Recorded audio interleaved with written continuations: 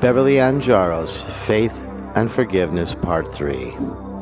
For info and discussions, join our Facebook group and YouTube channel. YouTube, Beverly Jarosz, 60 Years. Facebook group page, Beverly Jarosz, 60 Years Defined. Now let us review our suspect, the fireman.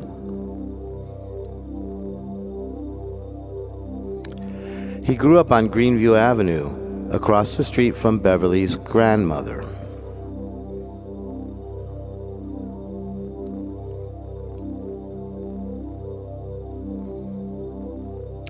Beverly's grandmother lived on Dorothy Avenue. Beverly also lived there until she was 6 years old. This is Beverly's grandmother's home on Dorothy Avenue. This is the fireman's childhood home on Greenview Avenue, and here is the distance from his home to Beverly's grandmother's home on Dorothy Avenue.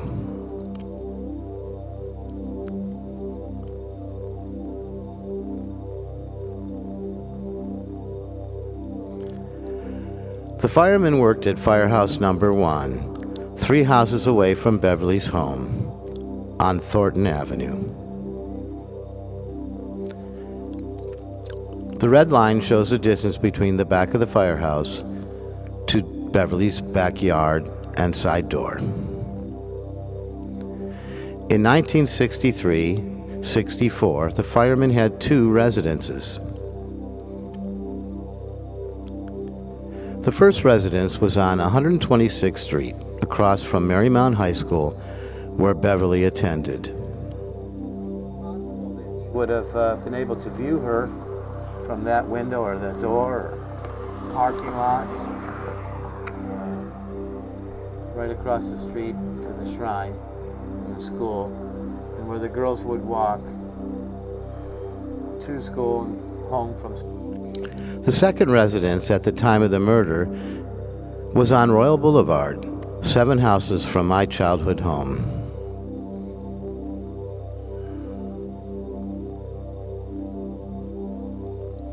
The fireman is remarried in 1972 to a woman named Beverly.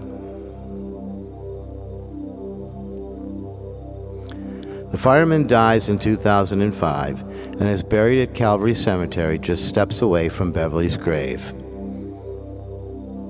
Here is the distance between the 2 graves.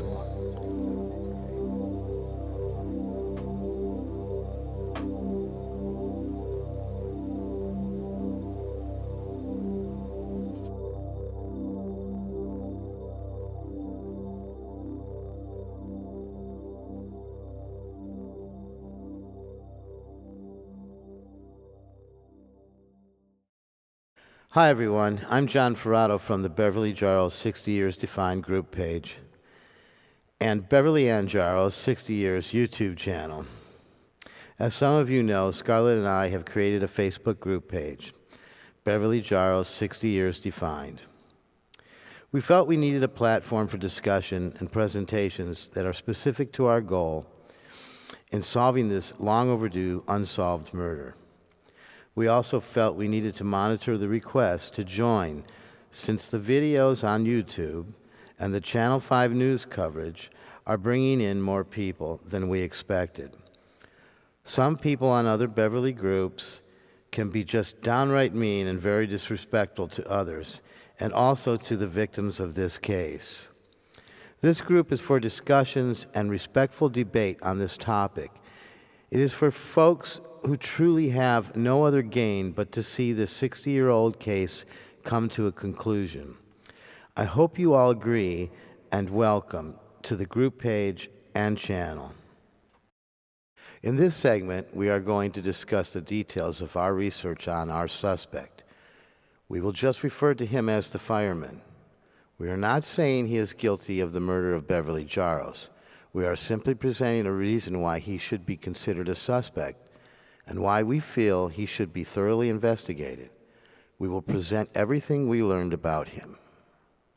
This will include family history, marriages, children, and residences, interviews from other firemen who worked with him, excerpts of interviews of his stepson, and information from his ex-wife. We will discuss motive and locations where he would be able to view Beverly on a weekly basis. We will also discuss missing information that should be available to the public. Let us begin. First, I want to reiterate that the way I found the new suspect wasn't solely dependent on the Shane Waters podcast Psychics reading. As I showed in part 1, I had already believed as a child that the Garfield Parkway neighborhood was where I always thought Beverly was murdered. My stepfather was a Maple Heights policeman, and his brother was a Garfield Heights policeman at the time. Now, my mother may have heard something from them. I don't know. It's been 55 years. All I remember is that neighborhood was associated with Beverly Jarosz in my mind. I was using the 1950 census for a search tool. I was looking for a male around Beverly's age and no older than 25 years old when the murder took place. So in searching the 1950 census, I was looking for a boy 2 to 11 years old. It's a small sample size, and I was only looking on 2 streets. I would have found this boy, who grew up to be a fireman, relatively quick. Fireman would be the key word because Beverly's home was 2 doors down from the firehouse. It's common to this case. Now, it was just a matter of using Ancestry.com to follow the footprints this person left in time. When I say footprints, I'm referring to birth certificates, marriage certificates, death certificates, divorce decrees, and residences. I might note that not everyone leaves footprints. Some things are extremely difficult to find, especially 60 years ago. I discovered he lived on Royal Boulevard at some point, but I couldn't find out exactly when. This is the street I grew up on. I discovered he married a woman named Beverly in 1972. He doesn't have a high school photo, and it wouldn't be until 2024 when someone posted his wedding photo to his first wife in 1963-64 on Ancestry.com. Now, just because he grew up near Beverly's childhood home and grandparents' house, worked at the Firehouse so close to Beverly, married a woman named Beverly, and lived on my street, doesn't warrant running to the police. However, it did light up my attention. In fact, I was extremely suspicious and had a gut feeling he may have had something to do with Beverly. The gifts left at the doors would be an easy thing to do at night from the firehouse. The square knots in the rope were indicative of knots that a fireman would use. It still wasn't enough, and I needed more details and information. At some point, I just had to step back, and it wasn't until March of 2024 that more information was discovered. After March of 2024, Scarlett speaks to administrative people at the firehouse. She obtains the 1964 fireman's roster. We then knew our suspect had a new address sometime in 1964. It was 5267 East 126th Street, which is directly across from Marymount High School and the Shrine. We also find out that the suspect lived on Royal Boulevard at the time of the murder. She speaks to Tim Conroy. He's a fireman who worked for our suspect in the 90s. And coincidentally, he was married to a woman named Beverly Jarosz. At that point, I decided to take my findings to the detective. I felt that I was being called to do something about this. It was an overwhelming feeling that was consuming my life. Now, you can imagine the nervousness I felt walking into the police department. I was actually going into this building to talk about the Beverly Jarosz case to a detective. He was very nice, however, and we had a decently long talk. One thing I'll mention is I gave him a sheet of paper with our suspect's information, basically everything I've just told you in this video. He takes his pen and he points at the suspect's name and he says this: "This name is not unfamiliar to me, but not as a suspect." At the time, I wasn't sure what he meant by that. The only thing I could think of is He recognized the name from a police file on the case as a fireman who was on the scene that day. Here's an interesting story I'd like to share with you. I'm not going to script it. I'm just going to candidly narrate this. I was sleeping one night, and all through the night I kept hearing this in my head. I kept hearing Dave, Dave, Dave, Dave. And finally, at around 4 o'clock in the morning, I shot up in bed, and I said, okay, Dave. So the next morning, I went down and I looked at the roster, and I seen only one Dave, and his name is Dave Murphy. And I called Scarlett and I said, see if you can find this guy. And, usually it takes a long time to find someone, especially 60 years ago. But we found him within minutes, and Scarlett had called and his wife had answered.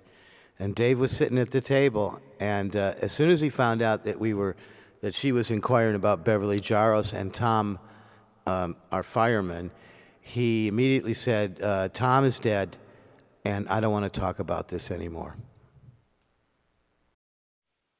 I want to address some of the calls I've made and the people I've spoken to from 1964. And that's a big issue that we kind of foresaw whenever we knew we'd be making these calls, is that it's been 60 years and a lot of people just simply aren't going to remember.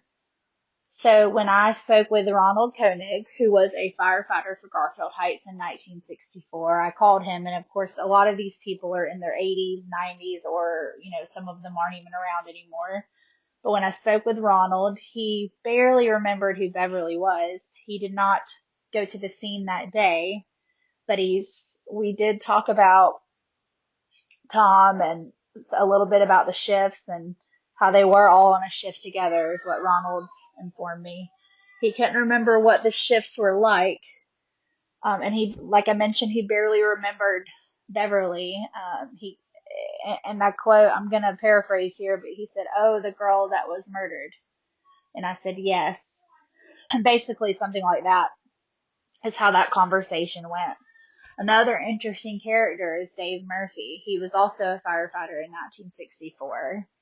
And like I've mentioned before, talking with him wasn't the easiest because when I called, his wife had answered. And he just simply did not want to talk about it, and he avoids my phone calls, which in a way I do understand. I am a complete stranger. I'm bringing up memories that may not be pleasant. He very well could have been on the scene. I don't know that because he will not talk to me. I leave voicemails. I sent him a letter. He called me not long after he received the letter. I missed the call. I called him back. He never once called me back after that. So I have stopped calling him because he probably just doesn't want to be bothered. But I know there's something going on there. There's something with Dave Murphy that we're trying to find out because he simply did not want to talk about Beverly or Tom or that time in Garfield Heights. He just wanted to avoid it altogether.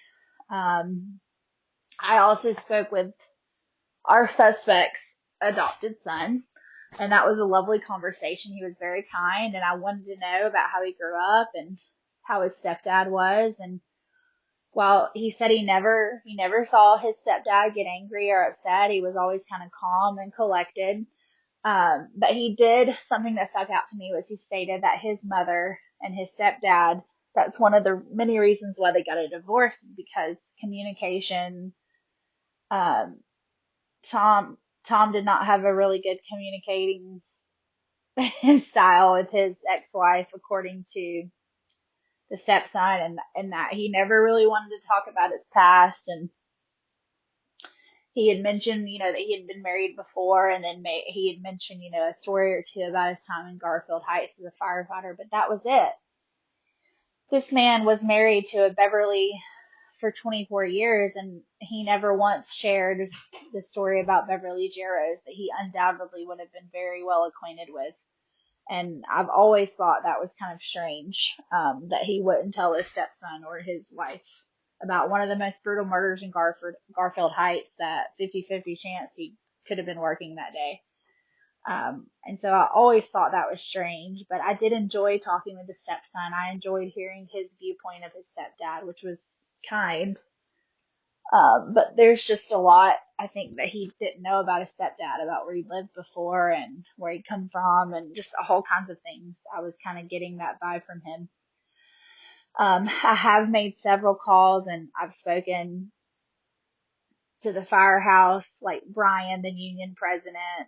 When I reached out to him, he had mentioned that there's always been a rumor that a fireman did it. That's been the rumor for years. I'd like to talk about Beverly's diary that, according to Carol, has been missing since December 28th, 1964. Most would assume that the killer took the diary because there might have been a reference to him in one of Beverly's entries. However, it's quite possible that since we're dealing with an obsessive stalker, he may have taken this diary as, for lack of a better word, a trophy.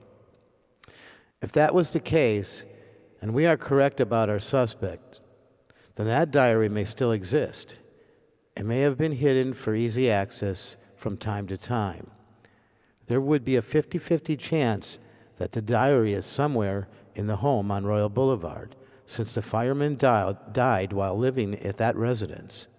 My point is, the police didn't have a place to look before. It wouldn't hurt to at least try and find it. Finding it would be a 100% posthumous conviction. In conclusion to this segment, there are two things we would like to know. Did our fireman work on December 28, 1964?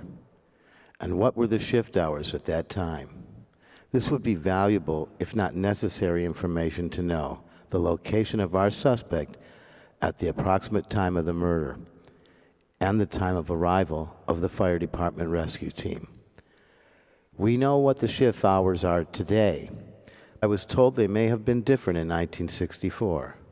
We have requested that information through the Freedom of Information Act concerning local city employees, but that information was denied. Anyone out there knows what the shift hours were for 1964, or any of the firemen that were on the scene December 28, 1964, besides Captain Waters, please feel free to message me.